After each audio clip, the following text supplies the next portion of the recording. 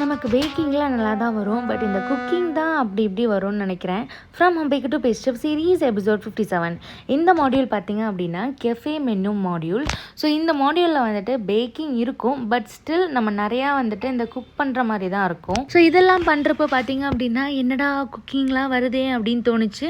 ஃபுல்லாக வதக்குறது, கிண்டுறது, அப்புறம் வந்துட்டு ஷீட் பண்ணுறது, சப்பாத்தி மாதிரி சுட்டெடுக்கிறது, அந்த மாதிரியெல்லாம் நிறையா இருந்துச்சு. நம்ம இது வரைக்கும் அந்த சைடு நம்ம போனதே கிடையாது. சரி ஓகே அப்படின்னு சொல்லிட்டு நானும் எல்லாரும் பண்ணுறதை லைட்டாக வேடிக்கை பார்த்துட்டு இருந்தேன்.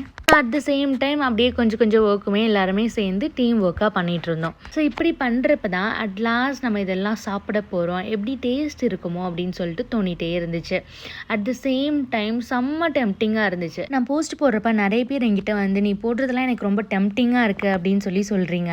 பட் அதை விட என்ன கஷ்டமான விஷயம் தெரியுமா, 4 நாள் நாங்கள் அது எதுவுமே டேஸ்ட் பண்ணக்கூடாது. லாஸ்ட்டில் நாங்கள் பஃபட் செட்டப்லாம் பண்ணிவிட்டு அதுக்கப்புறம் தான் நாங்கள் டேஸ்ட் பண்ணுவோம். ஸோ அந்த 4 நாள் ரொம்ப கண்ட்ரோலாக இருக்கணும். சீக்கிரமாகவே இந்த ஆர்டர்ஸ் எல்லாம் கண்டிப்பாக எடுக்க போகிறேன். Follow for more pastries.